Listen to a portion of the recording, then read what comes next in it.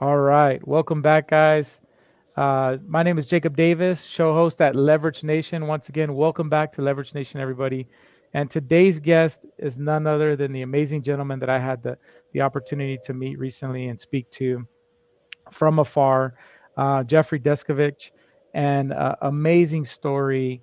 And I really feel that you guys are going to understand more about what's going on and things that have transpired to folks and how Jeffrey and his folks are helping people today across the map. So, Jeffrey, could you please tell our audience a little who you are and what you do, sir? Yeah, absolutely, and thank you for having me having me on the show. Yeah, as you mentioned, my name is Jeffrey Deskovic, and I am an attorney, and I have a nonprofit organization which I started called the Jeffrey Deskovic Foundation for Justice. We have as our mission freeing wrongfully convicted people, and we also pursue policy changes aimed at preventing those injustices from happening in the first place. I became an attorney. I got tired of sitting in the front row in the courtroom. So I wanted to sit at the defense table. I wanted to represent some of the clients, make some of the arguments. So I went to law school. That was after I started the organization, which was back in 2011. So far, we have freed 14 wrongfully convicted people. We helped to pass a total of 9 laws. I mean, 3 of them as an organization. The other 6 we worked in collaboration with a national coalition group called It Could Happen to You. I have a master's degree in criminal justice. My thesis is written on wrongful conviction, cause, and reform. And I started all of this advocacy work, which involves speaking and doing training sessions for police, prosecutors, judges, defense lawyers, police cadets, um, speaking, meeting regularly with elected officials, trading privacy for awareness, doing like interviews such as this one, regularly meeting with the electeds, because I unfortunately spent 16 years in prison, from age 17 to 32 in New York for murder and rape, which I did not commit. I was convicted at 17, was there, as I said, for those years that I spanned. And then ultimately I was exonerated through DNA testing to the DNA data bank, which matched the actual perpetrator. So he had killed a second victim just 3.5 years later after killing the victim in my case. So my charges were dismissed on actual innocence grounds, and he was arrested and convicted. So I have, it's my life mission, freeing people in the same position I was in and working to prevent that. And I started the organization with some of the compensation I received, and I named it after me, seeking to leverage the notoriety around my story, the name recognition, and the injustice to build this organization and have it to be a legacy, something that hopefully outlives me. Yes, and viewers, when Jeffrey and I spoke recently, the reason it resonated so much with me is because many of y'all may not know, but or be aware that my background was 22 years in juvenile probation here locally. So I worked with a lot of young juveniles, a lot of at-risk youth who made mistakes in life, and we try to help them move from point A to point B and just move on down the road towards maturity. But in Jeffrey's scenario, it's the ugly unspoken truth about the criminal justice system, right? DNA today, there's a lot of things that have transpired in DNA and how it's exonerated folks. But even with that element, there's still a need for Jeffrey and his foundation and folks just like them to help people who are wrongfully convicted, because the system itself is not set up to have those safeguards, believe it or not. So I know that recently, Jeffrey, I saw an interview you had done, and you were talking about mindset, and that's huge today, right? Mindset is huge. A lot of folks are talking about it in our workspace, and now I have moved on from that into personal development and growth and helping people at Daniel Gomez Enterprises. But can you tell the audience a little bit about um, maybe some of those years and how your mindset transitioned? Because you were a victim, man. I mean, you were a victim, of the system. And how did your mindset change over the years to get to the point where you said, I'm going to get I'm going to become an attorney, and I'm going to go out and help other people just like myself? Can you share a little bit about that? Yeah, yeah, absolutely. And to piggyback off your point, per the National Registry of Exonerations, 3,500 people have been exonerated across the United States from Amazing. 1991 until now, which is another way of saying that's how many people have been wrongfully convicted and then exonerated. We don't know the actual number of people wrongfully convicted because we can only count the exonerations, not the injustices Sure. where it hasn't been corrected. Yeah, so I've had a number of mindset shifts. So when I was released initially, I was rather foolishly thinking that at 32 that I was too old to go to college. That was something I aspired to previously, but that ship had sailed due to my losing age 17 to 32 to the wrongful conviction. But there's Dean of Mercy at Mercy College now, which is called Mercy University. She lined a scholarship up for me to finish the bachelor's degree. So while I was in prison, I got the Wow.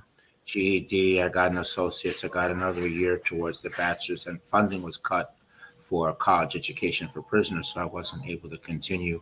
But she lined up that scholarship, and I kind of just did it because I was directionless. I didn't really know what to do with my life. So, but that gave me a structure, that gave me a purpose, and I made good from there. Yeah. I did graduate with the bachelor's degree, and I went on to get the master's, and then to be a better advocate. So I mean that was one mind shift, and then for those my initial 5 years of freedom, I was an individual advocate. I was speaking. I was a weekly columnist for a weekly newspaper, and as I said before, I was doing interviews, I was meeting with elected officials, but I really wanted to be involved in helping to free people. But the most that I could do as an advocate was really just kind of nibble on the edges.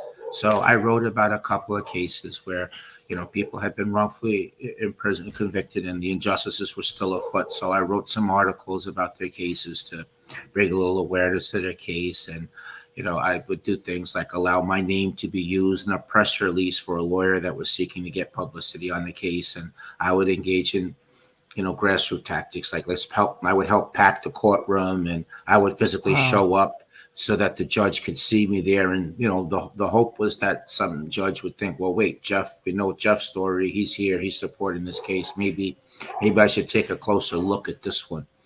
So Yeah. I did those things. And because it's often a new knee-jerk reaction, a rubber stamp denial of a lot of appeals, post-conviction motions. So that was the whole hope of trying to get them to pay more attention. But all those things really were just kind of nibbling on the edges. I couldn't. It was not direct work on trying to free people. So when I finally was compensated, it was kind of I'm just trying to think of a gentle way of saying it. But it was kind of like I'll say it this way. It was a put up Sure. or shut up moment. Okay. Wow. Now I finally had some financial resources. I suddenly wasn't destitute anymore.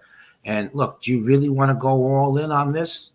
Or you don't. You want to have a nonprofit organization that helps to free people, or you just want to keep nibbling on the edges as an individual advocate. And, you know, I looked into myself and saw what was there, and I went for it. I put some of the money in.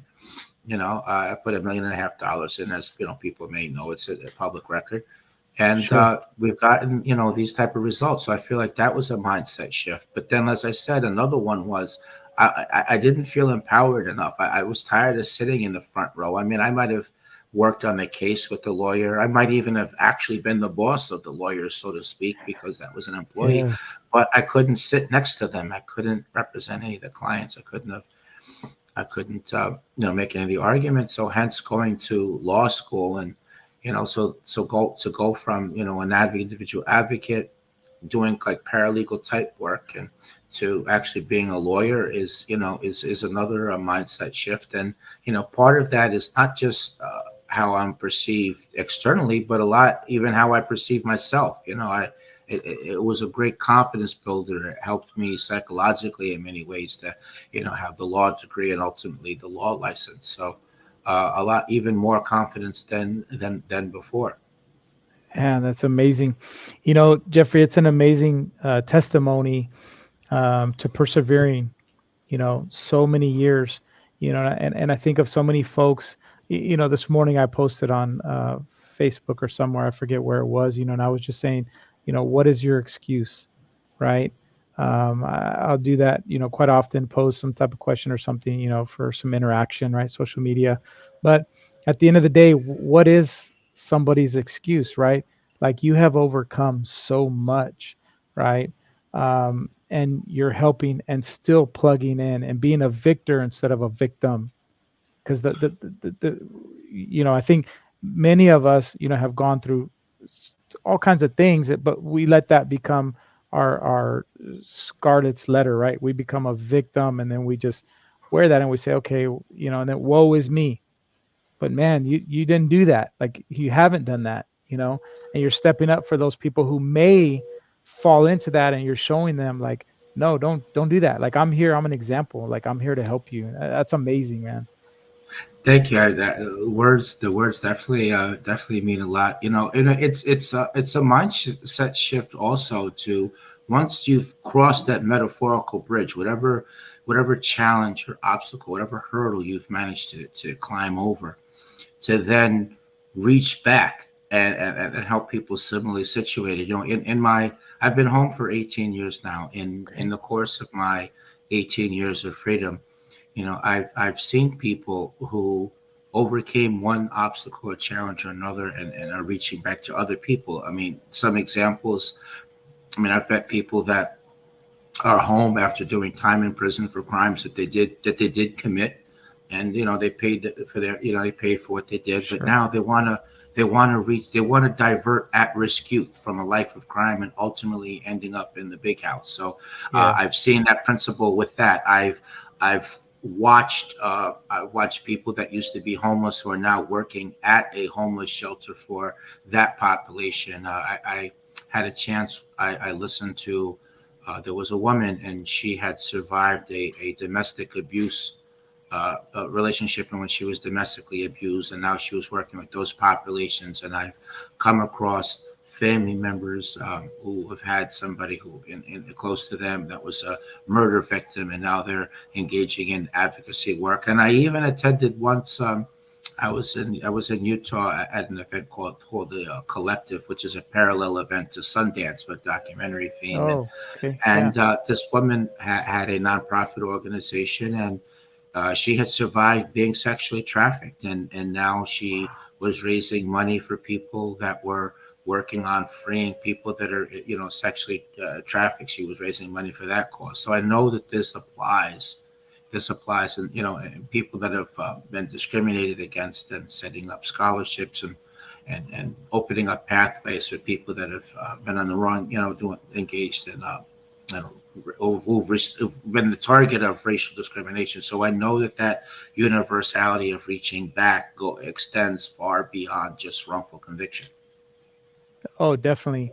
I was at an event this weekend. We were in Maryland for about 4 days or so, at a huge event there, a global summit, and one of the speakers, quoted, one of the great mentors and people that are out there, and it was quoted, right. You're best suited to help the person who you once were. So, Right. I myself was raised by a single mom. So I knew what it was like for myself to make a lot of mistakes in life as a child, and, labeled at risk, because it was just my mom and I, and Hispanic, and just so many things, right? That the schools will classify you, or the legal system, or will classify you because of this or because of that. So I feel like that's why I was so successful in working with that demographic, because I could relate to them, and that's why, like I said, 22 years myself, my last 13 years as a supervisor.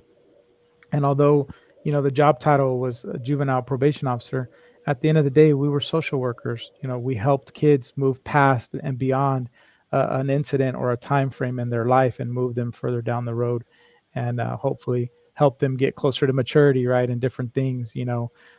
So definitely, and I believe that in your scenario, you're best suited to help the person who you were, which is wrongfully convicted, exonerated, and now helping so many other folks out there. And like the other examples you gave, there's a lot of great people doing great work. So my hats off to you, Jeffrey. Very, very, very amazing.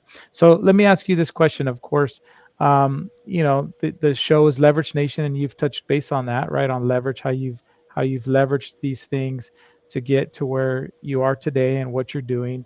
Um, and 14, I think you said 14 folks you've had exonerated for wrongful conviction. 14 people we've helped to free. I mean, not. I mean, we could Yes, get into the. Yeah, well, yeah, we sure, sure. phrase it that way. Okay. 14 people you've helped to get free.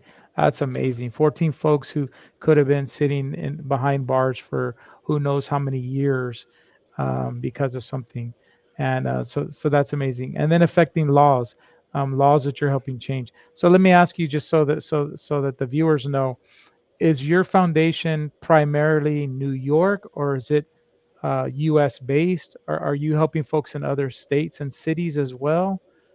Just so our viewers kind of get an idea. Sure. So we take cases. Just it's we're most we only take cases of New York unless it's a Okay, rare example where we're partnering with a lawyer that's in another state that has a got you. license, because I don't have a license and no one on my team Sure. has a license in other states. But with respect to policy, though, that's on the Okay. preventative side. So Yeah. we're not just doing policy work in New York. We're also doing policy work in Pennsylvania and in California. So in Pennsylvania, for example, Pennsylvania is one of 12 states that does not compensate people who've been wrongfully convicted and exonerated. So if I had been, Okay. this had happened to me in Pennsylvania, there's no law on the books. I would not have been able to be compensated. I would have just been released with nothing and would have never gotten anything. So, Okay. Pennsylvania geographically is a border state to New York. And, Okay. I Understood. know, I remember my first 5 years of freedom. It took me 5 years before I was able to get any compensation. So I remembered what a difficult time period that was. I mean, I was always passed over Wow. for gainful employment. It felt like uh, business owners, managers, they always all wanted somebody that could hit the ground running, that had experience that I didn't have. It felt like nobody had any kind of patience for on the job training. So, I lacked stability of housing. At one point, I was a couple of weeks away from a homeless shelter. Somebody had donated a very inexpensive car to me, but that was like treasure. That was like gold to me. But the car Wow. mostly stayed parked because I couldn't, putting gas and moving around. It was really, uh, you know, tight to the vest. I mean, thank God Mercer University, which gave me the scholarship I mentioned before, they allowed me to live on campus, which is how I avoided the homeless shelter, and they gave me the meal plan. So my point is, I remember in that time, and I was making like $250 an article, which, if you're not some big syndicated name, I mean, that's good money. Sure. That's good money Sure. per article. But the problem, of course, was that they only wanted one article a week because they were a weekly publication. So I had Uh, $1,000 I could count on. I was making money doing speaking engagements, but that's kind of like being an actor, right? You get paid when you get booked for a role, right? So sure. I had to, yeah. So I didn't have any other means of income, and I remember what a strain it was just to pay bills and to barely get by. So I remember that 5 years of hell of my first 5 years of freedom, and so I can empathize with people in the border state of Pennsylvania where there is no compensation at all. And so my foundation, working with the Pennsylvania chapter of the It Could Happen to You Coalition, which we're part of, I'm an advisory board member there. We've been working the last 4 or 5 years trying to get Pennsylvania to pass a statute. Many advocacy organizations basically left Pennsylvania for dead. They tried for many decades at getting compensation passed, got nowhere, and eventually moved on to other states that they thought they could effectuate some change. But you know what? We put the coalition together. It was I was one of the main people that helped start it. I knew a lot of different advocates that lived in Pennsylvania, but they didn't necessarily know or communicate with each other. So we brought Oh, everyone together, and it evolved, and we have a statewide coalition there, and we have a bill introduced for compensation. We got legislators to do that, and in the House and the Senate. So we're trying to pass the bill there. But that's an example of it. And continuing on with the Leverage Nation theme, when you're meeting with elected officials, when I meet with elected officials in Pennsylvania, I quickly mention my story and then get right to the issue and relate the issue to my story. What's the issue? Compensation. Well, I remember the ways my life was difficult for 5 years without it. I had the lack of Yeah. stability of housing and all that stuff. And then I mentioned how my life changed for the better once I was compensated. So you get in, you get out, you leverage, and then move around to the people that are in the meeting with me, my colleagues, but that are Pennsylvania residents. So this way they can't dismiss myself and my policy Right. director as these rabble rousers from New York. Just get out of here. No one cares about but we Right. have a statewide coalition, so we're leveraging that. So no matter which office we go to, we have a member of our team that we could give a more prominent role to in that meeting. No, I live in your district. I vote. So that's an Yes. example of doing beyond New York. And then in terms of California, in New York, we were able to pass a landmark bill. It was called a Commission on Prosecutor Conduct. So it's an independent oversight board that can investigate allegations of prosecutorial misconduct. It was a landmark bill. And what we're doing in California is we are building support for the Commission on Prosecutor Conduct. We're building support amongst the electeds. We're building support amongst the advocacy organizations, individual advocates, and we hope to bring that there. And, we have a team of Californian exonerees also whose stories we're trying to leverage into getting this Yes. and getting this passed. And the same thing with, getting the support of other advocates. So I like doing change policy work more than New York. And my ultimate dream is to have a chapter of the organization in each state and ultimately in each country. I mean, I really see this as a worldwide issue because, I think that, wrongful conviction, is happening across the world in countries where we don't hear about it. It's not because the injustices are not occurring. It's simply because there's nobody working on those cases there. I would agree. Yes, I would agree wholeheartedly. And some of the things you touched base on, touch dear to me and to my family because I've had several family members that have been incarcerated, um, and one in particular, one of my close family members. He served 14 some odd years in prison, and I know exactly what it looked like when he was released from prison. There was no, the parole system here in Texas was not set up for success. Many challenges, and although he was supported by my wife and I can definitely see how many folks would fall flat on their face per se, because the systems are not set up, to help them, and the job force and everything else is not aligned to do that. So, my hats off to you for persevering. And I guess one thing, I have, my question is, Jeffrey, what is the one thing that helped you that you held on to for all those years being incarcerated that just kept your mind clear? So I worked in the early 90s. I worked in a parole violator facility. I didn't really know which direction I was going to go with my college schooling. I knew I liked sociology. I knew I liked psychology. Criminal justice, quite honestly, was the quickest and easy bachelor's degree for me to get out after I had spent too much time in college, right? But I had worked with kids at the YMCA and places like that for many years, and I met a lady who was in juvenile probation, and I thought, well, that resonates with me, So that's how I wound up in juvenile probation. But ultimately, I guess my question is, I did work 1 year prior to juvenile probation with adults in a parole violator facility, and there were so many men that I encountered that talked about institutionalization.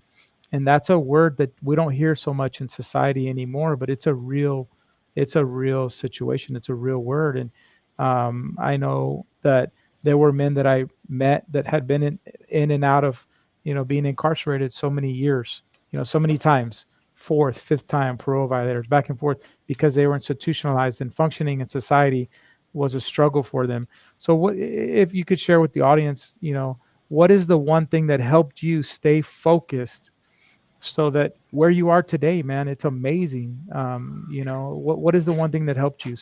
Stay focused. I knew that nobody was coming to my rescue. So that meant I was going to have to go out and recruit somebody to help build the bridge between me and the ultimate legal help that I needed, which I had read had happened in other cases of wrongful conviction and exoneration. And so to Yeah. do that, I knew I had to keep my mind together. I didn't Yeah. have the luxury of giving in to feelings of hopelessness, helplessness, thoughts of giving up, suicidal ideation, all those things which, semi frequently came into my mind that I had to keep fighting Sure. them off. So those things helped keep me going. I suppose on a second, that was my primary mindset. But I mean, some other things also were that I didn't think about while I'm doing.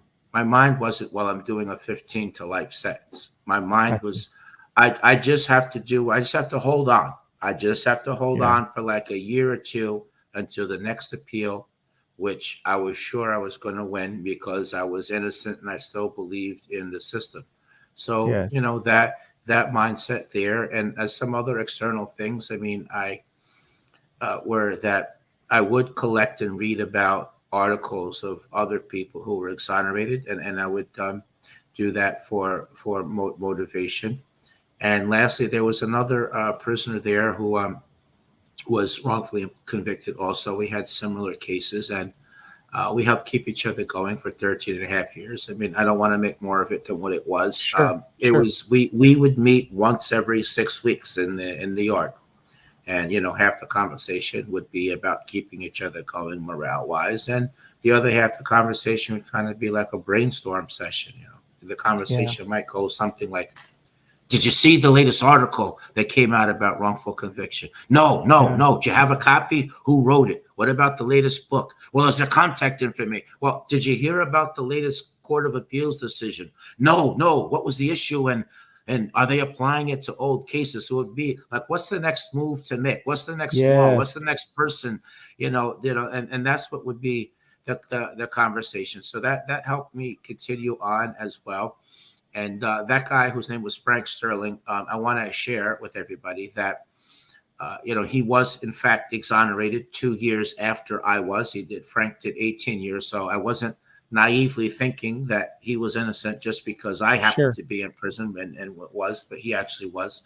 And, one of the things I think about it, in my last year of incarceration, I was so desperate just for communication, for contact with the outside world, because but in general, I did most of the time by myself. I had a couple of sets of aunts and uncles, but they would come and then disappear for 3 years. My mother used to come see me, but in the last 5, 6 years, I mean, I was lucky if I saw her once every 6 months. And my Yeah. younger brother came like 3 times in 16 years, not at all in the last decade. So for most intents and purposes, I did the time by my own. And I said that to say that I placed an ad in a newspaper, the Sacramento Bee, actually. I chose that because somebody else recommended I put an ad there, and I had put ads in more local newspapers twice and got in trouble twice with the prison for doing that. But I wasn't going to just be a good boy, follow all the rules, and stay in prison on a life sentence. I was going to,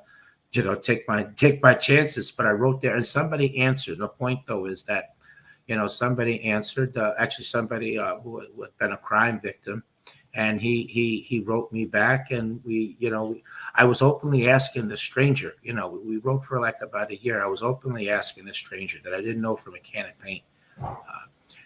Do you think I should just give up? Should I just be done with this? Should I just go ahead and commit suicide and be done with it? And he would always encourage me, to keep going. I mean, so I feel Yeah. like he showed up at the right time. I mean, half of the his ideas, his tactics, were off the wall. Didn't make any sense. So I just ignored that part of it. I mean, he didn't understand the law. Sure. Like, just for comedy's sake, make a light humor in a dark situation. Like one time, he suggested that I contact a board that investigates allegations of a police brutality, and a different time he thought that I should contact the United Nations, like they were gonna intervene on a wrongful conviction. Okay, you and I both know that Yeah. wasn't happening. So you know That's what I right. did?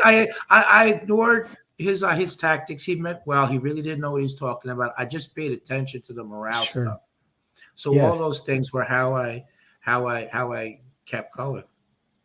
Man, what an amazing story of it's just so huge because like I said in my workspace, mindset is something we talk about a lot, and different events that I attend and different things, um, but the mindset that you held on to in short increments. And that was actually, Jeffrey, one of the things that I would focus on with the kids that I worked with, the juveniles, and even my own children. If they're having a difficult time at school or something, I tell them just short increments. It's one day, it's not 5 days of school for example, with my Right. son. It's not a whole week, just one day. Just have a great day today. Get to the 4 o'clock bell, and then you move on. So I definitely can see that how that helped you because you focused on, okay, I'm moving from this point to this point, not the entire sentence, and that definitely helped you. Um, Speaking of the school well, theme, I want to chime in yeah, just quickly building on the school theme of yeah, it, the application. So I mean that was also how I got through the 3 weeks of law, the 3 years of law school. You yes, don't think about the whole 3 years and all the classes you have to pass. I mean, I was sure, just trying to get through just one semester, and in that last 7 weeks of the semester, I'm getting ready for finals in at least 4 classes, sometimes five. I'm like, look, I got to get this outline together, but I wouldn't think about doing all the outlines. Look, let me just get one together. I've got yes, 7 weeks. I got 4 classes. That means I can spend like a week and change, going really hard, putting in maximum effort, and get the outline. And as long as I'm done with the one outline by this time period, then I can move on to the next. And so I would do it one piece at a time, and then I even just trying to get some momentum. I would focus in on the subject that I thought was the easiest or that I had the most knowledge of, and get that outline together and build some confidence, and then go on to the next, and finally the last. And when it was crunch time, I tried to shut out most of the other things I was doing, and just focus in on it, and that would be how I would do things. yeah. Well, Jeffrey, it's been amazing, to connect with you and talk with you. Amazing story, and you're doing some super work, for folks, helping people out who need hope, right? Anybody who is wrongfully convicted, sitting in one of the penitentiaries, one of the state or federal or anywhere in the U.S., right? And as you mentioned, across the world now, you're connecting with so many people, in other areas in different states.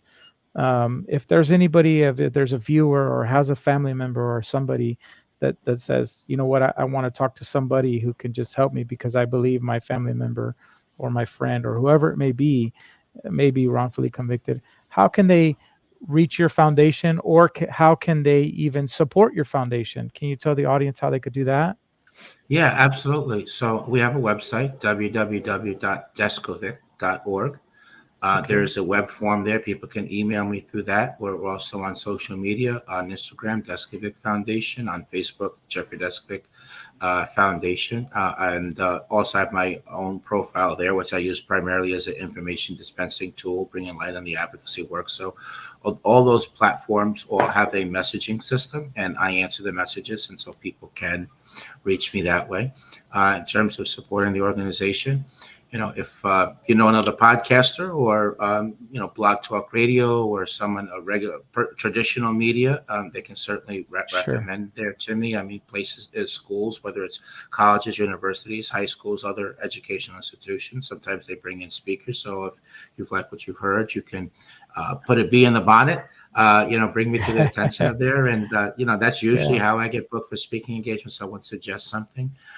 That way, if you work at a corporation and they do corporate philanthropy, I mean, if you could bring our work to their attention so we could be on their radar board, and they reach out, we share more information, we see where it goes from there. So, and if you feel like you have any kind of talent or whatever field you work in, if there's a potential way where that could be applied to the nonprofit organization, I mean, you can reach out. Always welcome to have that have assistance. It's definitely all hands on deck for sure. I mean, I have advisory board, and we do some hard work, but it's a lot. I mean, we do have 5 cases approved that are waiting. That's aside from that we have 13 active cases. We have another 5 that are approved but waiting, and we have another 40 cases that are waiting to be screened, and people are still contacting us, maybe 5 to 10 people a month. But we frankly need to raise more money so that we can hire additional personnel, attorneys, paralegals, etc., so that we could be able to work on more cases. Right now, we're really stretched to our limit. Sure. And what we're doing, so people can help in that way, or if you know somebody that is of capacity that the cause would likely speak to, please bring me to their attention, and we can take it from there. There you go. There you go. Well, guys, so you've heard it tonight on tonight's episode, and if you have a family member, a friend, or somebody who needs the services, or somebody who's looking for a nonprofit organization or foundation with an amazing cause, helping people who are struggling to help themselves, this is your opportunity right here. It's right in front of you. Jeffrey, thank you so much for your time and sharing your story on Leverage Nation. And I wish you the best, my friend. And I know that this is not our last conversation. We'll definitely be in communication, and I'll support you how I can. And once again, guys, my name is Jacob Davis, and this is Leverage Nation. Thank you so much, Jeffrey. Thank you.